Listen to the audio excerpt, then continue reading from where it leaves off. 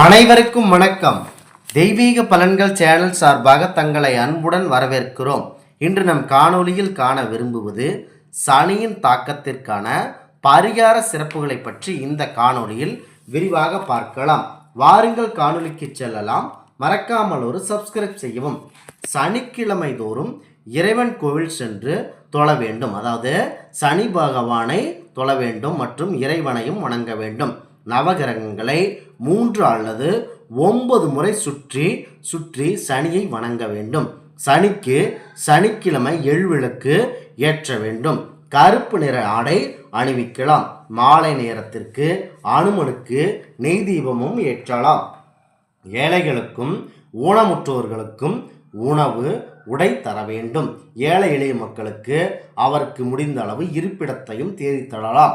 அனுமனுக்கு வடை மாலை, துளசி மாலை, வெற்றிலை மாலை ஆதாயம் செய்யலாம். அனுமனையும் நீங்கள் கண்டிப்பாக துதிக்கலாம். பிள்ளையாரையும் நீங்கள் வணங்க வேண்டும். அருகம்புல் மாலை அவருக்கு சாத்த வேண்டும். பிறரோடு அன்போடு பேசி பழக வேண்டும். பைரவரையும் வணங்க வேண்டும். காக்கைக்கு நாம் உண்ணும் முன் உணவளிக்க வேண்டும். சனிக்கிழமையும் ஆச்சரியத்தை கடைபிடிக்க வேண்டும். சனி பகவானின் திருத்தலங்களான திருநள்ளாறு காளைக்கார் அருகில் மற்றும் குஞ்சனூர் மதுரை மாவட்டம் சின்னமனூர் அருகில் உள்ளது. அங்கு சென்று சனி பகவானை அர்ச்சனை செய்ய வேண்டும். இவ்வாறு செய்தால் சனி பகவானால் ஏற்படும் தீமைகள் குறையும். சனியின் தாக்கம் இருக்கும்போது திருமணம் செய்வது நல்லதல்ல. உடல் ஊனமுற்றோர்களுக்கு கண்டிப்பாக உதவி செய்ய வேண்டும். இந்த சனி திசையில் குரு கோச்சாரத்தில் 1, 3, 4, 6, 8, 10, 12 ஆகிய கட்டங்கள் இருக்கும்போது தீங்கு விளைவிப்பார். சனியையும் துணைக்கு கூட்டிக் கொள்வார். பொதுவாக நன்மை செய்ய மாட்டார். குரு கிரகம் நல்ல கிரகம், அது சுபகிரகமாகும். நன்மையை செய்வார். மேற்கட்ட இடங்களில் வரும்போது நல்ல பலன்களை தரமாட்டார். சனியின் தாக்கத்தால் முக்கியமாக குரு 1, 4, 8 இருக்கும்போது மிகுதியான தீங்கிழைப்பார். நல்ல செயல்களை செய்ய மாட்டார். சனியின் தாக்கத்தால் மனதில் குற்றம் ஏற்படுத்துவார். 10 இருக்கும்போது தொழிலை கெடுப்பார். 1 இருக்கும்போது நிலையான உள்ளத்தை கொடுப்பார். 4 8 தீங்குகள் உண்டாகும். இவ்வாறு காலகட்டத்தில் திருமணம் நடக்கக்கூடாது, நடத்தவும் முடியாது. ஏனெனில் குரு பார்வை இருந்தால்தான் திருமணம் நடைபெறும். குரு பார்வை 2, 5, 7, 9, 11 படும்போதுதான் திருமணம் நடக்காதவர்களுக்கும் நடக்குமாகும். 5, 7, 9 பார்வையாக சிம்மம், துலாம், தனுசு ராசிகளை பார்க்கிறார். இதனால் இந்த ராசிகளுக்கு ஒரு ஆண்டுக்கு அடுத்த குருப்பெயர்ச்சி வரை மிக நல்ல பலன்கள் ஏற்படும். அவர் தொழில்கள் நன்றாக இருக்கும். குடும்பத்தில் மகிழ்ச்சி, நன்றாக இருப்பார்கள். தேர்வில் வெற்றி பெறுவார்கள். வேலை கிடைக்கும். திருமணம் நடக்கும். குழந்தை பிறக்கும். செவ்வாய் தோஷம் இவை இருந்தாலும் உங்களுக்கு எந்த பயமும் இல்லை. செல்வம் பெருகும். உங்களுக்கு சனியின் தாக்கம் இருக்கும்போது கண்டிப்பாக அனைவரிடத்திலும் நாக்கிலும் காலிலும், அதாவது நாக்கில் வாய்ச்சண்டையிடுதல், காலில் அவரேனும் உதைப்பது, எவரேனும் சனியனே என்று திருப்பது, கால் கண்டச்சனி போன்ற சனிகள் மிக உக்கிரமாக இருக்கும். அதில் கவனமாக நீங்கள் செல்ல வேண்டும். குருவின் தாக்கம் இருக்கும்போது 1, 3 ஆகிய 8, 10, 12 இடங்களில் இருக்கும்போது குருவையும் தட்சிணாமூர்த்தியும், குரு என்றால் நமது ஆசிரியரையும் தட்சிணாமூர்த்தியும் வியாழந்தோறும் வணங்க வேண்டும். தட்சிணாமூர்த்தி தெற்கு நோக்கி சிவன் கோவிலில் விற்றிருப்பார். அவருக்கு வியாழக்கிழமை நெய்விளக்கு ஏற்ற வேண்டும். சுண்டக்கடலையை கோர்த்து மாலையாக போட வேண்டும். மஞ்சள் ஆணை அனுபவிக்க வேண்டும். இது நீங்கள் செய்தால் உங்களுக்கு நல்ல பலன் கிடைக்கும். சனியின் தாக்கம் குறைந்து குருவின் பார்வை நம் மீது படும். வடக்கு நோக்கி இருக்கும் குருவோடு சேர்ந்த நவகிரகங்களை 3 அல்லது 9 முறை வியாழக்கிழமை என்று வலம் வந்து வணங்க வேண்டும். குருவுக்கு மஞ்சள் ஆடை அணிவிக்க வேண்டும். ஏழைகளுக்கு தானம் இட வேண்டும். குரு திருத்தலங்களமான திரு ஆலங்குடி சென்று தட்சிணாமூர்த்திக்கு அர்ச்சனை செய்ய வேண்டும். 9 முறை வளம் வர வேண்டும். இவ்வாறு செய்தால் குரு தோஷத்திற்கு பரிகாரம் ஏற்படும்.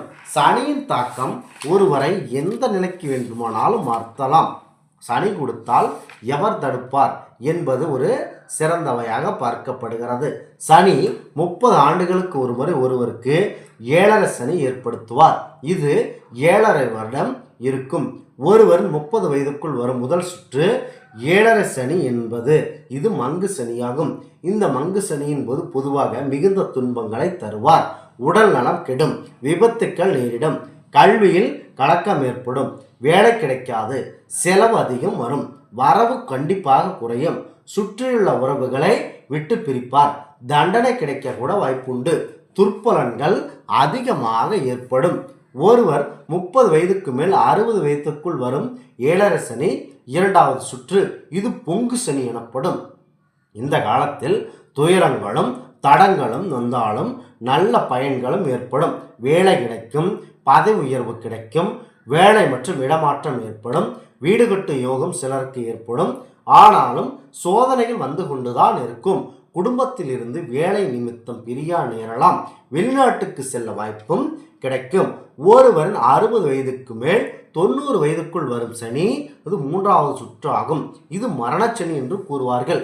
இதில் தடைகள், மன வருத்தம் தோன்றலாம், வரவும் வரும், நல்லதும் நடக்கும், இரண்டும் கலந்து நடக்கும். மிக வயதானவர்களுக்கு ஏதாவது ஒரு காரணத்தால் மரணமும் ஏற்படும். பொதுவாக மத்திய பலன்களையே இது தரப்படுகிறது. இதுதான் இந்த சனியின் அதிக தாக்கமாகும். சனி காலத்தில் நீங்கள் கண்டிப்பாக சனி பகவானையும் காக்கைக்கு எள்ளும் எள் கலந்த சாதமும் கண்டிப்பாக வைக்க வேண்டும். இந்த சனிக்கிழமை தோறும் இறைவனின் கோயிலில் சென்று தொழ வேண்டும். நவகிரகங்களை 3 அல்லது 9 முறை சுற்றி சனியை வணங்க வேண்டும். சனிக்கு சனிக்கிழமை எள் விளக்கு ஏற்ற வேண்டும். கருப்பு ஆடை அணியலாம். இதை நீங்கள் தொடர்ந்து செய்து வாருங்கள். சனியின் தாக்கம் கண்டிப்பாக குறையும். குறிப்பாக நீங்கள் சனி பகவானின் திருத்தலங்களான திருநள்ளாறு சனீஸ்வரன் கோவிலுக்கு சென்று அங்கு செய்யப்படும் அர்ச்சனை பூஜை முறைகளை செய்து உங்கள் சனியை போக்கிக் கொள்ளுங்கள். அடுத்ததாக சனி பகவான் சுயம்புவாக எழுந்தருளிய குஞ்சனூர் அதாவது மதுரை மாவட்டம் சின்னமனூர் அருகில் இருக்கும் சனி பகவானை அர்ச்சிக்க வேண்டும். இவ்வாறு செய்தால் சனி பகவானால் ஏற்படும் தீமைகள் குறையும். சனியின் தாக்கம் இருக்கும்போது திருமணம் செய்வது நல்லதல்ல. உடல் ஊனமுற்றோருக்கு நீங்கள் கண்டிப்பாக உதவி செய்ய வேண்டும். அவர்களுக்கான உதவிகளை என்ன என்று கேட்டு செய்து வாருங்கள். ஏனென்றால் சனி பகவான் அவர்கள் ஒரு கால் ஊனமடைந்தவர்கள். அதனால்தான் இந்த முறையை செய்ய சொல்லப்படுகிறது. இந்த ஆன்மீக தகவல் உங்களுக்கு பிடித்து இருந்தால் தெய்வீக பலன்கள் சேனலை கண்டிப்பாக சப்ஸ்கிரைப் செய்து கொள்ளவும். மீண்டும் ஒரு நல்லதொரு காணொளியில் உங்களை சந்திக்கிறோம். நன்றி, வணக்கம்.